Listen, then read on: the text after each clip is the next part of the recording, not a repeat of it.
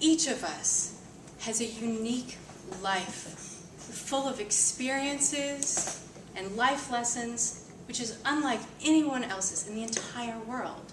You have a message to tell the world. You know this in your heart, or you wouldn't be at Toastmasters, learning to be a competent communicator. Toastmasters, you have a book inside of you. Every single person here is passionate about something. Sunil is passionate about cricket. Dewey is passionate about martial arts and rescuing people.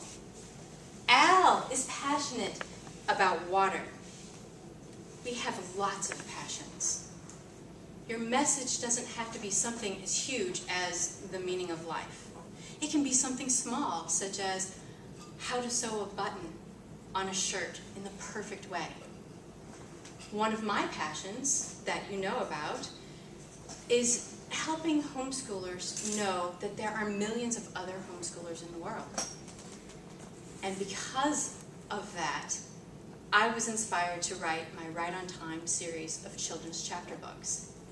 Every time I receive a fan letter that says thank you, I become thankful because I took the time to take that message to the audience who needed to hear it. You might be confused about what your message is. That's okay. Ask yourself, what do I wish someone would have told me 10 or 15 years ago? That could be your message. Maybe you are really good at a sport now and you want to share that with the world. Maybe you've fallen in love with the wrong person. Maybe you have learned something at work that took you 2 years to learn. And you could write it down to only 2 pages long so that no one else has to take a full 2 years to ever learn it again. What's important is that you take that message to the audience who needs to hear it, because there is somebody who needs to hear it, and that somebody is your target audience. Who is your target audience? Every time you write a speech here for Toastmasters, you are writing for someone. It might be for yourself. It might be for your child. It might be for your best friend.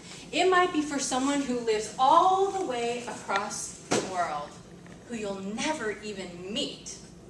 That someone is important because your message is important, and you need to let them know about it. As we know in Toastmasters, the verbal word is really important, but the written word is actually even more important because it can reach a larger audience. A book can reach people long after we're all gone, and a book can be longer than a speech so that you're actually giving your message over and over for hours and hours. I hope that you all have several ideas of what your message is now, and that you know you have a book inside of you. But the fact is, you're probably coming up with a bunch of excuses as to why you don't need to write a book. You might even be thinking, Lisa, I do not have time to write a book, nor do I have enough money to. I work 60 hours a week, I have 6 kids to raise, I don't even have time to exercise, let alone write a book. Or, what a great idea! I'm going to start writing tonight! Okay, how do I start writing? And I remember the last time I tried to tell a story at Toastmasters, half of the audience fell asleep. I'm not very good at it. Or my favorite excuse, I don't wanna, and you can't make me. These are excuses, and each of them can be dealt with. As for time, you do have the time. You have the time to do everything that you are passionate about in life.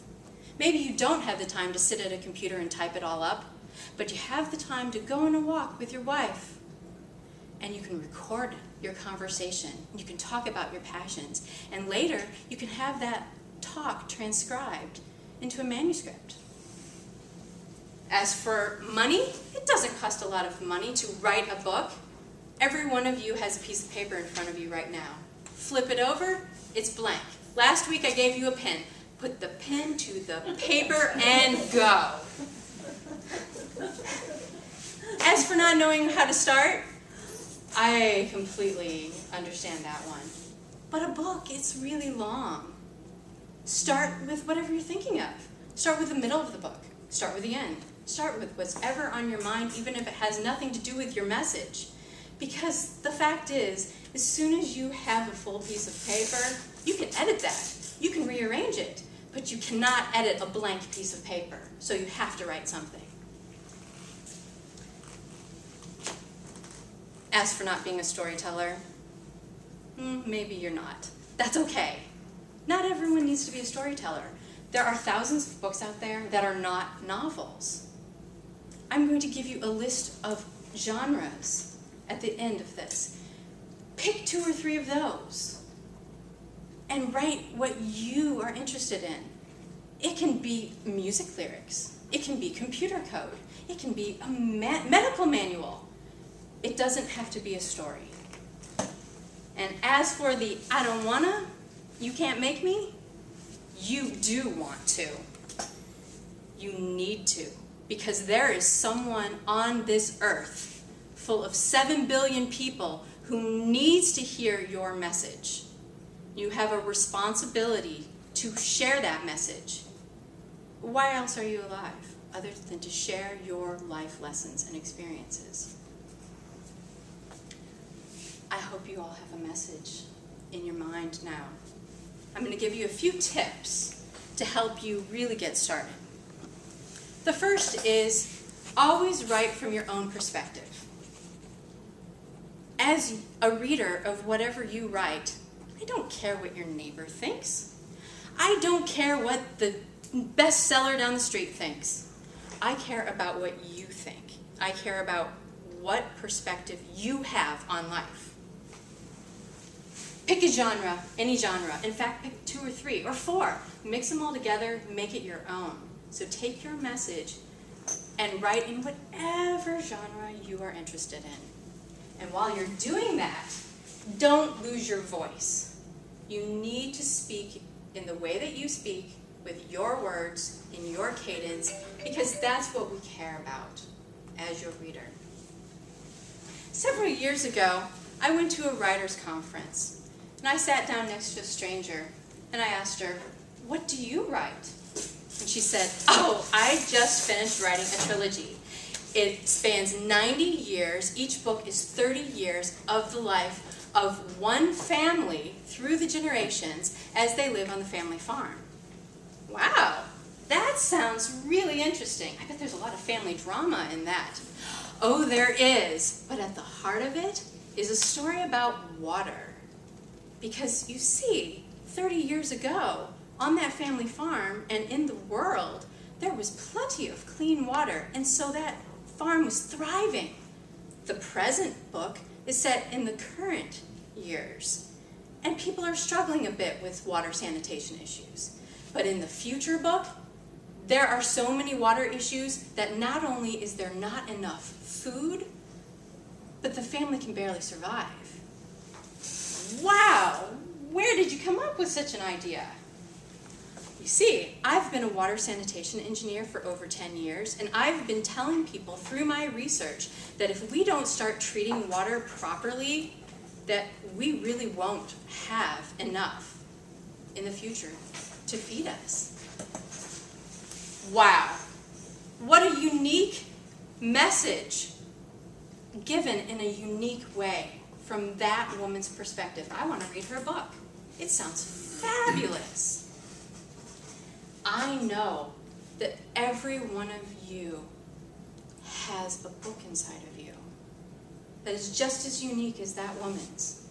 And if you tell it with your perspective, in whatever genre you want, using your voice, it would be fabulous. I want every one of you, in the critique that you're about to write for me, to write down what your message is, something that you want to tell the world, just one of them. Because I want to read about it. I want to know about it. And when you write that book, I want to be the first person to know about it because I want to read it. Thank you.